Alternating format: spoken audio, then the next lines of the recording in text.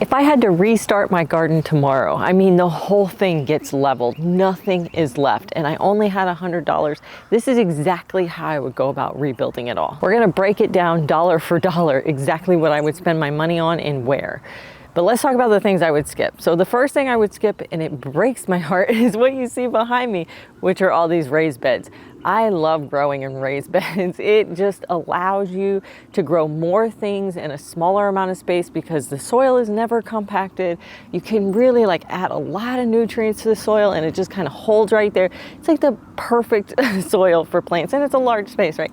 So there's a lot of good reasons why people do raised beds. There's accessibility, there's just lots of good stuff, but they are expensive. And it's a cost that you don't have to incur if you're trying to do this very cheaply. And if you don't get raised beds, you don't have to do bulk soil.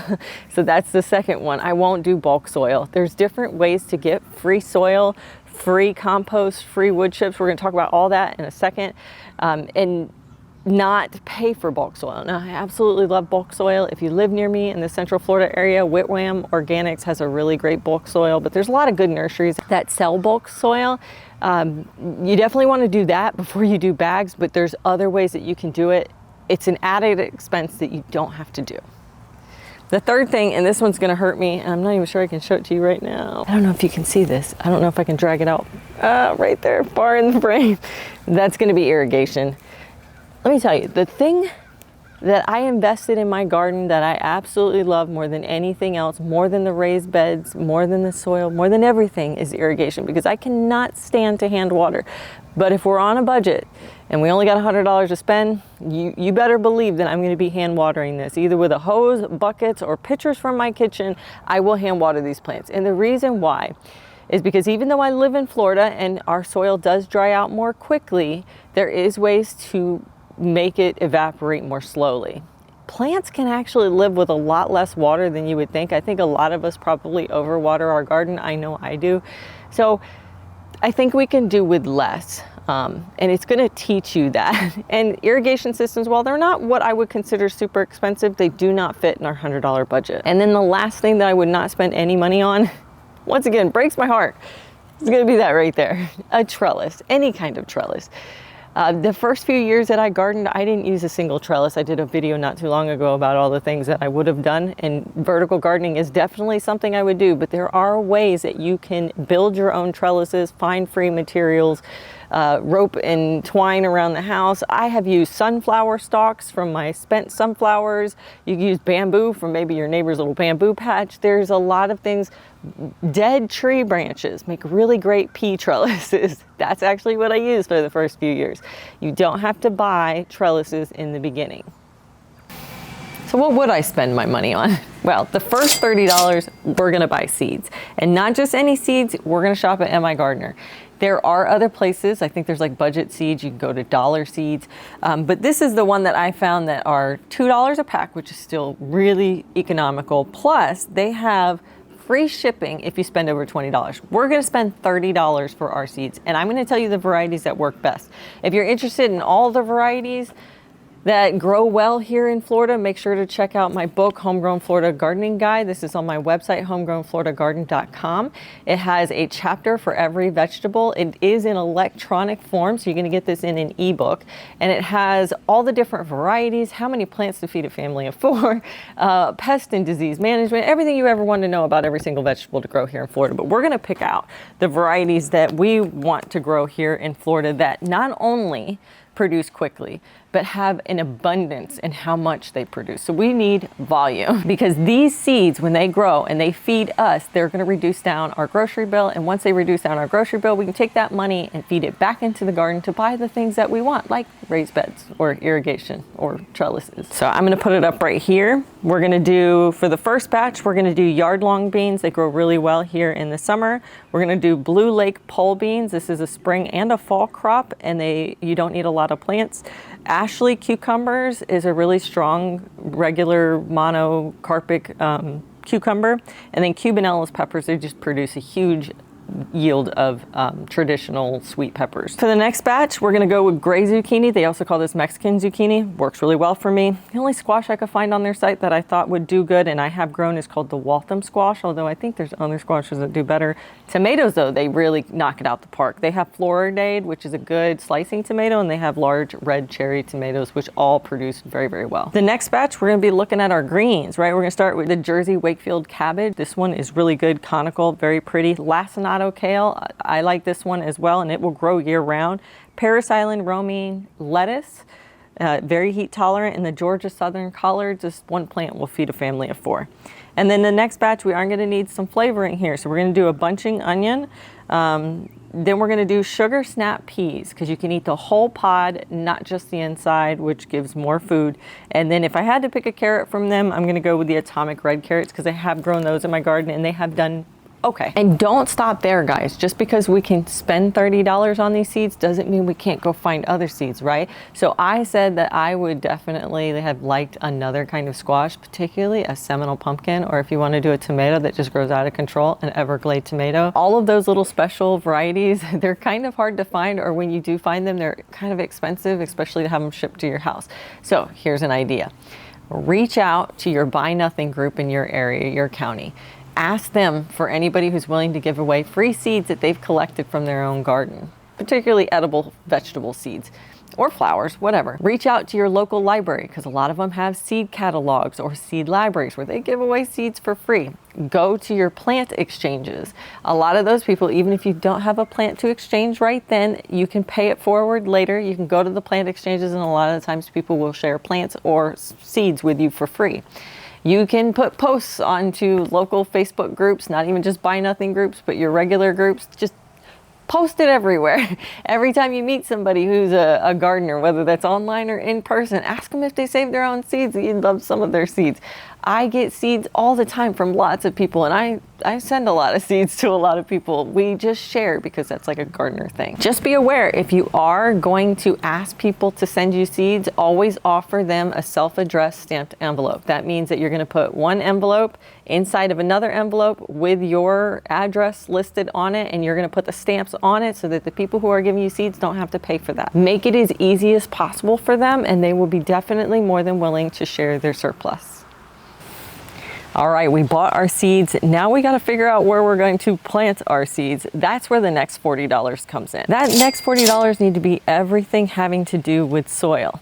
We're going to do some tips first, because there's a lot of ways to get free stuff. 75% of the counties that I have researched here in Florida have some sort of compost or chip, like wood chip programs where they give it away for free. If you go pick it up, grab a tub, like, you know, the kind that we store stuff in, or some buckets, the back of a truck, head over to your local county dump, call them, whatever you have to do, start reaching out. Reach out to tree companies, ask them if you can come by and pick some up, ask if they'll drop it off, do chipdrop.com.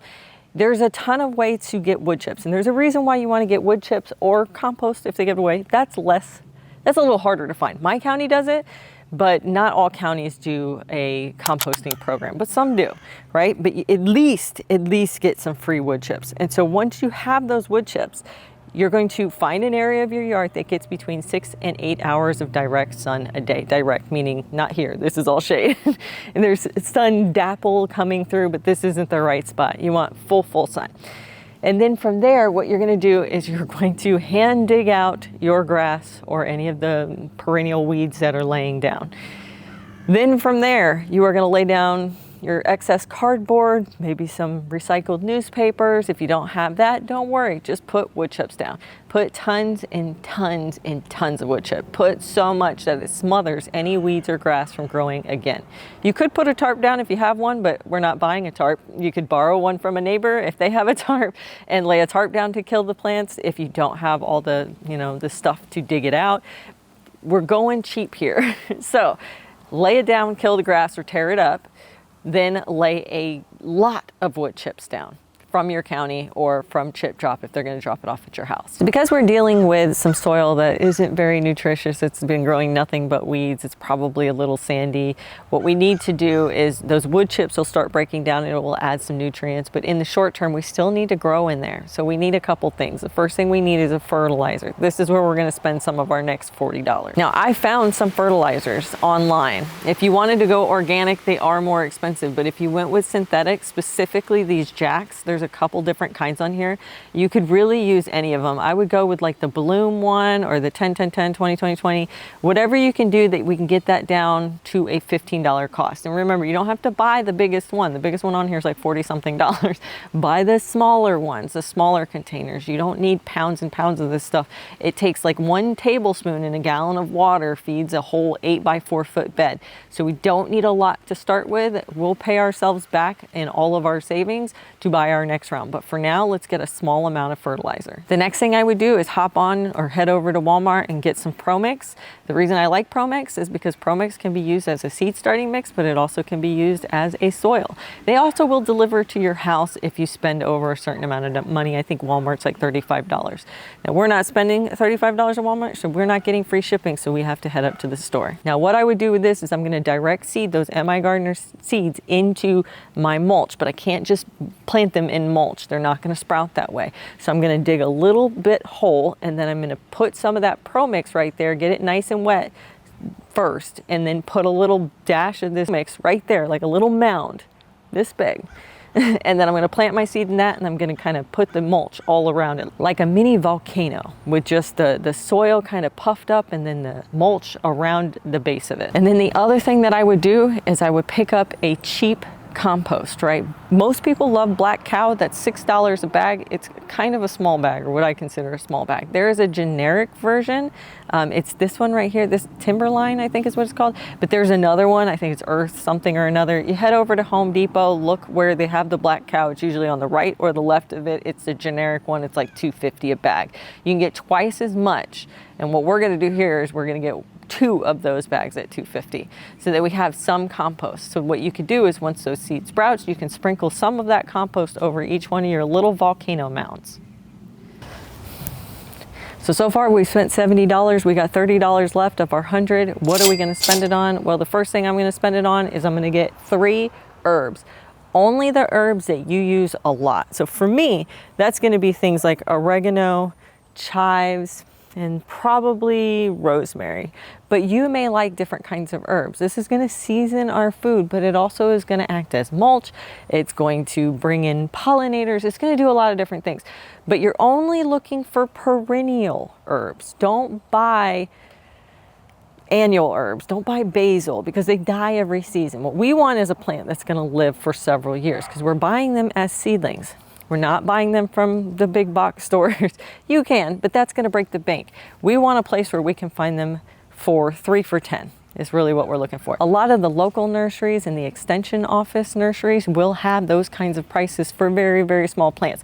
And another place, absolutely love it, is Facebook Marketplace. Facebook Marketplace in your area, there are people who are selling their extras. So they may have started a bunch of these from seeds. They might have taken a bunch of cuttings and they're trying to make a little extra money on the side, and they're selling them for like $3 a pop. That's where we want to get it. We want to spend about $9 to $10 on at least 3 herbs. Then we want to get 1 fruit tree. And we want to get a fruit tree that has a lot of yield and it's fast. So for me, that is always going to be a mulberry. I have found some mulberries online for $20 in my local Facebook groups, but there is also Green Dreams. I absolutely love them. I promote peat as often as I can because I got like 90% of my fruit trees from peat over at Green Dreams. They ship, and they do ship mulberries.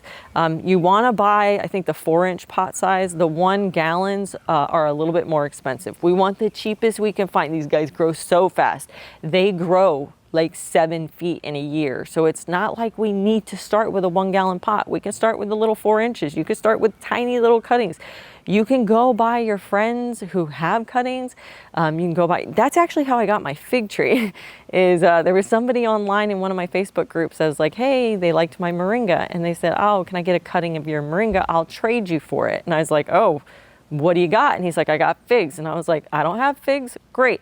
And we traded each other self-addressed stamped envelopes, or packages actually, with cuttings. And that was a great way to get free fruit trees. If you're walking around your neighborhood, maybe you're out walking the dog, or you're walking the stroller with your kids, and you see somebody who has a mulberry or another fruit tree, and you can just go up to the door, knock on the door and say, hey, do you mind if I take a cutting? It's just a clip, a 6-inch clip of their plant.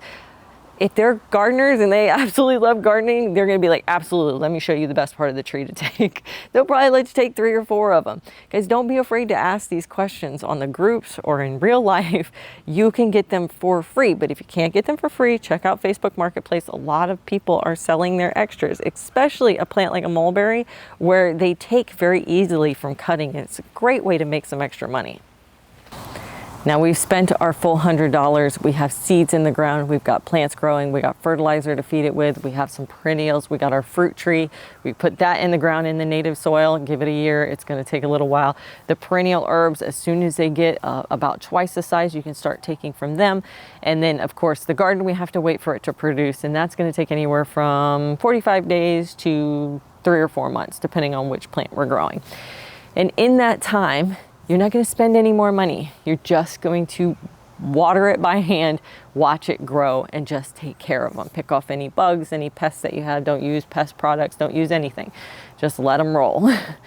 Then what happens is when you start getting your harvest, I want you to start keeping track of what you're bringing in so that you can deduct it from your grocery bill. That's the point here, is to try to use our grocery bill to put money back into the garden. There's 2 actual ways that you can make money from it. That way, by savings, or you can actually make money from your garden. Once your perennial herbs are twice the size, or once your mulberry is a year old, or maybe with your seeds and some free pots that you get from Facebook Marketplace or the Buy Nothing groups, or people giving them away on the side of the road, you can grab those extra pots and then you can plant more seeds if you're really good at seed starting with your Pro Mix soil, and you can sell those online and people will pay you $3 to $5 for a lot of these plants. They'll pay you even more for the mulberries or even for the herbs. You know, and you can make money that way and take all that money that you either saved by not having to buy the vegetables from the grocery store. Might not be a lot in the beginning, could just be maybe, you know, $20 every time you go to the grocery store you save because you're not having to buy those fresh vegetables. Or you maybe make $20 at Mulch and selling some of your little seedling plants or your cuttings of your herbs or your mulberry. But that $20 every single week or month, or how often it is, you take that, you save it in a little envelope, and then at that point, once it's gotten up to another $100, then we move on to the next level of the garden. And that might be finding more fruit trees, because fruit trees and perennial vegetables are going to feed you for a longer period of time, require almost no fertilization, require almost no need from you. We could get rid of our long beans and our green beans and just grow something like pigeon peas, because it is a perennial. It's just going to grow in the ground here in Florida. You don't have to mess with it, worry about it. And it's just going to produce beans for you. So that could take the place. So you just start thinking of the next thing. As you're growing your garden, what is annoying you? Like maybe watering annoys you like it would me. So I would invest in the irrigation system probably first. Maybe that doesn't bother you. Maybe you find that therapeutic. Maybe what you want is, hey, I find that when I go to the grocery store, I'm just spending a lot of money on fruit. I'm not really spending as much on vegetables because the garden is providing it now, but I need a way to supplement the fruit. Well, now you can start searching or buying smaller fruit trees with the money that you saved or the money that you gained by selling your plants. And then you just keep reinvesting and you keep reinvesting. And every time you save even $5, you reinvest it back into the garden. If you keep doing that, your garden will build very quickly. I've had this garden for 5 years and it has paid for itself completely. At this point now, I'm the person on Buy Nothing and Facebook Marketplace that's just giving my stuff away when I have extra. And you could do that too. Like when you get to the point that your garden is all built out the way you want it and it's really productive, you can be the person that blesses other gardeners or new gardeners out there. At the end of the day, the goal is not to have this perfect, beautiful, Instagram-worthy garden out there. It's to have a productive garden that's saving you you money or making you money, and you're eating all of this fresh food. That is the goal, productivity over perfection. I'm sure you guys have some really good money-saving hacks that people can use when they're first starting out. So make sure to head down and leave it in the comments so that we can have the whole community see all the different ways that you can start a garden on a budget without spending a lot of money. Thank you so much for hanging out with me today. Happy gardening.